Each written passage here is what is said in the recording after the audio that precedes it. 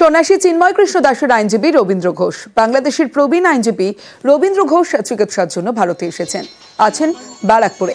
মঙ্গলবার তার সঙ্গে দেখা করেন ব্যারাকপুর আদালতের আইনজীবীরা।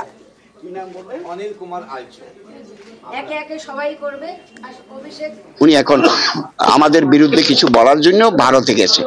আরে আমি তো কারো বিরুদ্ধে নয়, আমি বলছি যে আইনের মাধ্যমে তাকে অ্যারেস্ট করে রেখে দিয়েছো সেটা তো ইলিগাল, তো করতে পারো না। আর আমি তো আইনের লড়াই করছি for the survival of the people of the country, particularly the minority community. আমি সেখানে কি মানে হিন্দু না মুসলমান না বৌদ্ধ আমি দেখবো না।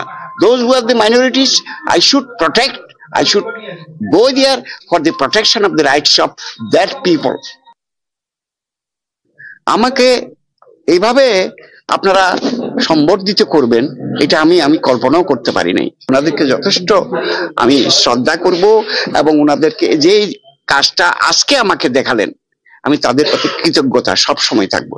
আমি তো দেশ ত্যাগ করি নাই, আমি মরলে ওখানেই মরবো, বাংলাদেশে।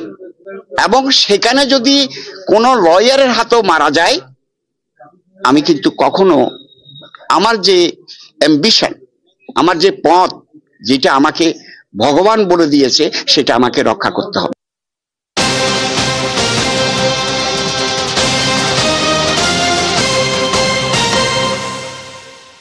এদিন আইনজীবী রবীন্দ্র ঘোষের সঙ্গে দেখা করেন কার্তিক মহারাজও পাশে থাকার আশ্বাস দিয়েছেন তিনি। পরশুদিনকে বেনাপোল সীমান্ত পেরিয়ে এসছেন, পরশুদিনকে বেনাপোল সীমান্ত পেরিয়ে এসছেন, পরশুদিনকে বেনাপোল সীমান্ত পেরিয়ে এসছেন, পরশুদিনকে বেনাপোল সীমান্ত পেরিয়ে এসছেন।